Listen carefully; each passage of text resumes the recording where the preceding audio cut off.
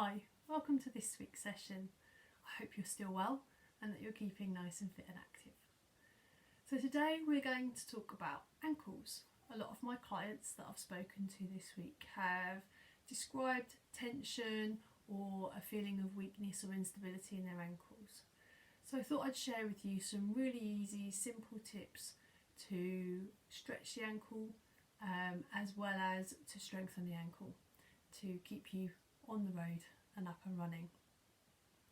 So the first thing I'm going to do is really talk to you about the anatomy of the ankle and the main muscle groups that actually keep the ankle mobilised and strong. So the first one that we're going to talk about is the tibialis anterior, and that's the muscle that runs down the front of the shin. Now this muscle here is responsible for dorsiflexion, so for lifting your foot, and as I do that you can see that my muscle is working here to do that job. It also is involved, along with tibialis posterior, in turning my foot inwards. So the two muscles do that together. Okay. So most of you will be aware of the posterior muscles. So if I show you, we've got soleus, this muscle here, that's responsible for getting you up on tiptoes. And then we've got gastroc, the bigger muscle here. And again, when I go up on tiptoes, you can see the two heads of gastroc in the calf. Okay, and posterior, tibialis posterior sits underneath those as well. And then the third group that I want to talk about is perineal. And the perineal group, we have one that starts on the head of your fibula here. And we've got one that starts midway, so we've got perineal longus, got perineal brevis, and then we've got a third one, if you're lucky, perineal tertius. Now these muscles are responsible for turning your foot out. So as you can see, just as I do that, you can see this muscle here activating. Only slightly, not very well defined, but you can see it working. So those three groups of muscles are responsible for keeping our ankles stable, as well as for making our ankles a bit stiff if they are not working in an optimal length. So the first thing I want to run through is some stretches. So we'll start with the posterior muscles, and the easiest stretch for this is to stand one foot behind the other with your big toe in the heel of the one in front, and then just to drop down into a sitting position almost. Just feel the stretch on that ankle, keeping the heel on the floor. You should feel it in this posterior soleus here. And then the longer you keep it there, the more you'll start to feel it climbing up the muscle and into the gastroc heads. Really nice, simple stretch. It also allows you to see the range of movement that you've got in that ankle. Okay, so we can swap feet. Again, making sure the big toe touches the heel of the one in front, and just drop down, putting the weight in the back foot. And again, keeping both feet flat on the ground so that you're really stretching through the range on the ankle.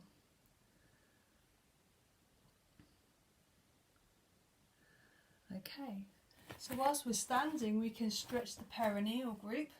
We can turn the foot onto its outer side and then just push the weight down towards the ground. And again, you should feel that really sort of here on the ankle across the posterior joint line there. Really nice stretch here for this. And then swap it.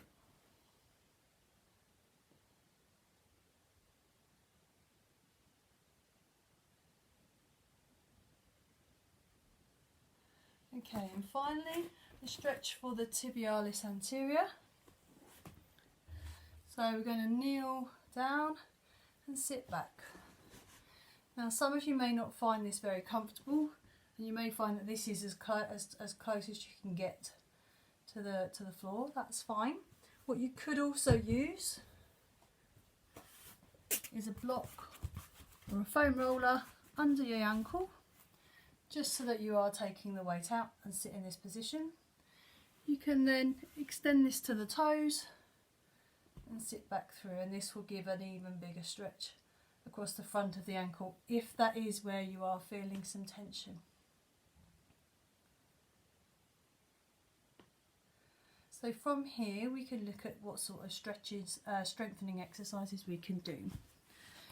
So first of all, I want to show you how you can see which of your ankles is weaker or stronger than the other. So placing your feet in front of you like this, and then just sliding your feet out, what I can demonstrate to you is that my right foot has much more freedom of movement than my left. So bringing those back together again, my right foot is able to go out a little bit further. So this probably means that my perineal group is a little bit stronger on the right hand side. So I might want to strengthen the perineal group here. The second test that I just want to look at is our inversion. So when we roll our ankles in, how far do they go? And again, my right ankle has a little bit more movement than my left, although if I really stretch it, I can get them almost to the same point. Okay, so this inversion and this eversion are normally the culprits for when we sprain our ankle and for when we feel a little bit weak. And so to strengthen those, we can use a band. You can do this exercise simply without though. You could just move your feet out and in for the perineal groups and repeat this. I would say do 3 sets of 12 and do that twice a day, just to keep those get those perineal groups moving. And on the inversion, again, simply just bringing it all the way in and up, all the way in and up. But if you want to add some extra resistance, you can use a band. So placing the feet slightly wider, you can then focus on one foot, so keep one foot still, slide the foot around. So it's really important you do try and sweep the floor with your foot. This makes sure that you are using the right group and that you're not activating through the knee to get that movement going. So really simply like so. Or you could do both together. Again, making sure that the band is just around the toes, just around the base of the toes. And again, you can do both together. Really simple action. And then lastly, we'll just look at the inverters. So by crossing your feet over, bringing one foot away, have the band again at the base of that big toe. And then we're going to look at the inversion movement. So what we're going to do is with this foot, we're just going to sweep it up and lift the toes. Sweep across and lift the toes.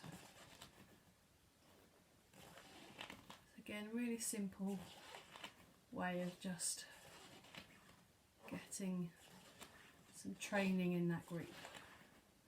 So this, remember, is working the tibialis anterior and posterior.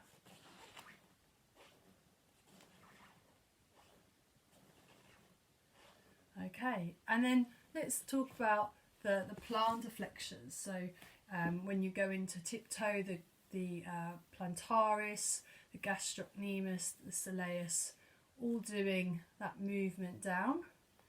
So again, using a band. Simply place the band around your foot, or your one foot if you wish. You're just targeting one or both feet if you're trying to train both. And again, with this movement, we're just going to have the heel nice and settled on the ground, and then just point the toes away and come back up. Point the toes away and back up.